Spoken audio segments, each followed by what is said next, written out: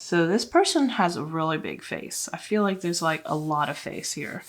I want to kind of narrow it down, maybe create like a cheekbone area right here. So I want the line of the outside of the face to slightly go in near the cheekbone and then come back out for the jaw. And then I feel like I need to make this chin a little bit smaller. This person has like a lot of chin, so I just want to make it a little bit smaller. So if your person is not like that, then you don't have to change it up like that. Okay. I think I'm kind of going toward maybe this person is female.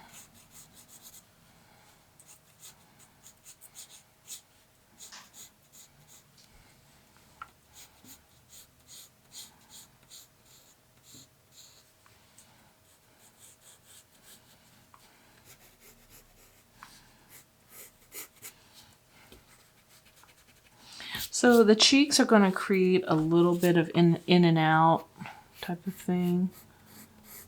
And then there's like a little jaw. So this cheeks are here, and then the line kind of goes toward the corner of the lips. So there's like a structure here. And that becomes a little bit more obvious when people like look really, really thin, like they haven't eaten for like a long time. And then there's like, it comes back out here because of the, of course, the shape of the skull. You know, when we shade a person's face, you know, we have to think about what's on the inside as well as what we see on the outside here. So you see this little hollow right here? You know, that's what this little line here is. When someone's kind of muscular and they don't have a lot of fat on their face or their body, you kind of see the structure of their skull, their bones a little bit more, and the muscles a little bit more. That's a little harsh, so we're going to get rid of that and just do that with a little bit of soft shading instead. I want to get rid of this corner here and make this head a little rounder up here. See that? Make it a little rounder for the skull. Okay, now I'm starting to see it's just a hairless person right now. This person has no hair. We'll put some hair on this person, don't worry. Can you draw a face that doesn't have hair? No, I want you to try hair. Like, I don't want you to avoid drawing things and say, well, I don't want my person to have hair, because I know what you're trying. I know what you're trying to pull here. No, you have to draw some hair. And if you feel like you've mastered hair and you don't want to draw a person with hair, that's fine in the future. Go for it. You could draw all the bald people you want. But for our example, I want you to draw hair. Okay, so I'm just trying to make it look symmetrical, because the skull is fairly symmetrical on somebody who doesn't, you know, who has developed normally. Okay.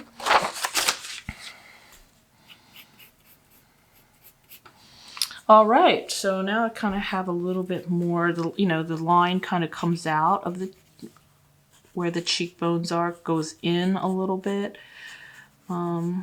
And then comes back out for the jaw. Okay. So let's talk about, let's put the ears in. So I'm going to draw the top of the ear ridge. And your ears can be anywhere between those two lines. They don't have to fill the whole space. Like if you don't want someone with big ears or you want someone with small ears, they could be shorter than that. I'm going to take up the whole space because I don't think that looks bad. So that like that. And if they're not perfectly matched, that's fine, because most people's ears are not perfectly matched.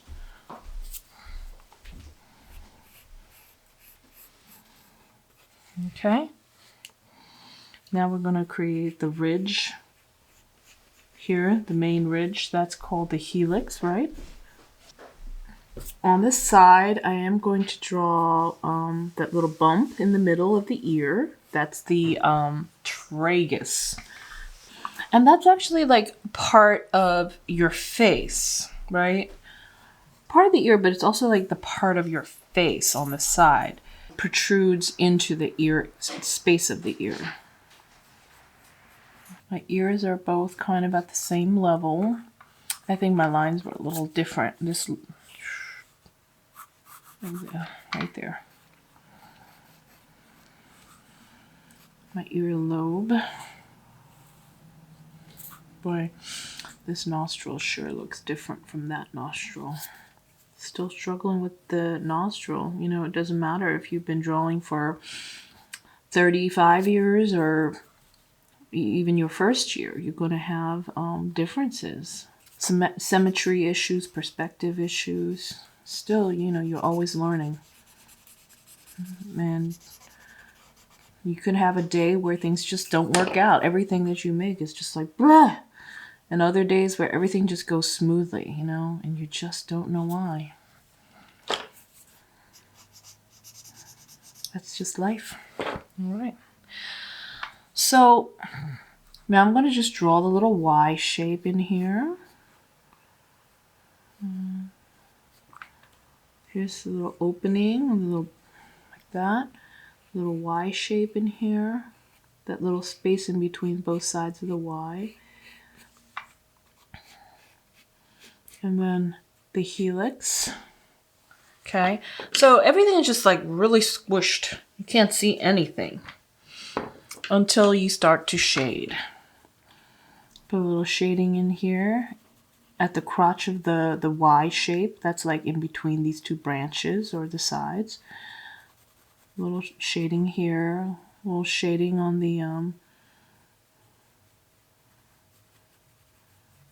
underneath the tragus on the side here as well.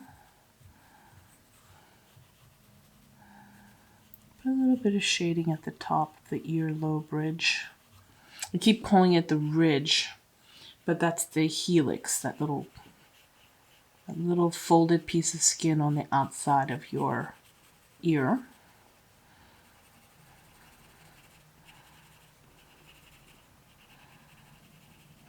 Okay, and it doesn't really look like much until you go in with your blender and you kind of smooth it out, because the ear is just all about smooth blending.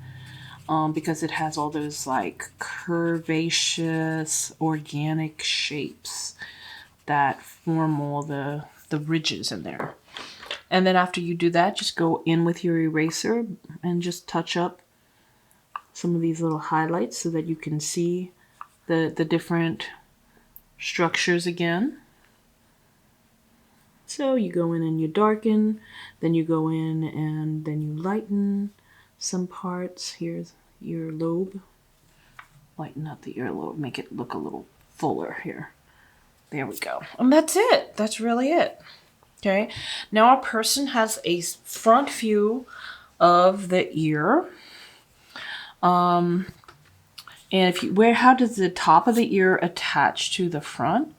Well, you could have a little connection, a little curve to connect the top of the ear to the skull, or the side of the cranium, or the top. The cranium is like the top of the skull, the brain case where all the good stuff is inside. Okay. And I'm going to get rid of these little notes that I wrote to myself, because we don't want numbers on this person's head. Okay.